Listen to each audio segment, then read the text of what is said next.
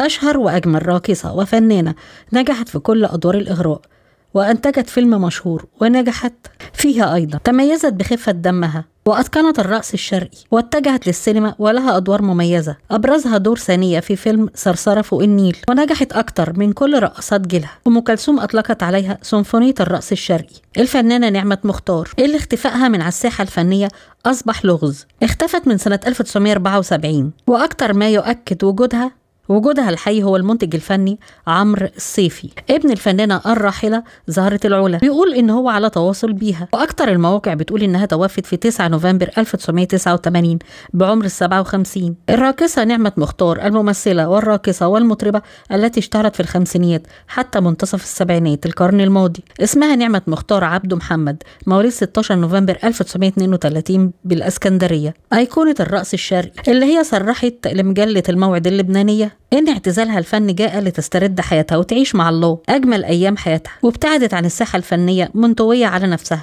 الفنانة نعمة مختار المنتجين والمخرجين كانوا دايما بيحطوها في أدوار الإغراء لأنها كانت مميزة ومبدعة في كل أدوارها. اعتزلت الفن والرقص وهي في قمة المجد والشهرة، وبعد ذلك لم تظهر مرة أخرى. قبل اعتزالها الفن أنتجت فيلم المرأة التي غلبت الشيطان مع نور الشريف وشمس البارودي، وبعد كده اعتزلت الفن نهائي. نعمة مختار فنانة شاملة، راقصة وممثلة ومغنية. من أشهر أفلامها بين القصرين، الزوج العازب، المرأة التي غلبت الشيطان، قصر الشوق، ومن أبرز أعمالها التلفزيونية مسلسل سعدية الغجرية. أما شهرتها في مجال الرقص فكانت مفاجأة وبشكل سريع جدا، بقت واحدة من أشهر الراقصات وتميزت بموهبتها الكبيرة في الرقص، حتى إن فريد الأطرش كان دايما بيدعوها في كل حفلاته اللي بيعملها. كان ليها أدوار مميزة زي زنوبة في بين القصرين، واتفقت مع المخرج يحيى العالمي لإنتاج فيلم المرأة التي غلبت الشيطان. الفنانة نعمة مختار اتجوزت 3 مرات. الزوج الأول نيازي مصطفى، المخرج المعروف اللي كان بيحبها جدا، برغم حبها ده إلا إن الجوازة استمرت لمدة شهر فقط، وبعد كده انفصلوا واتطلقوا. وبعد كده اتجوزت من الفنان محمود المليجي،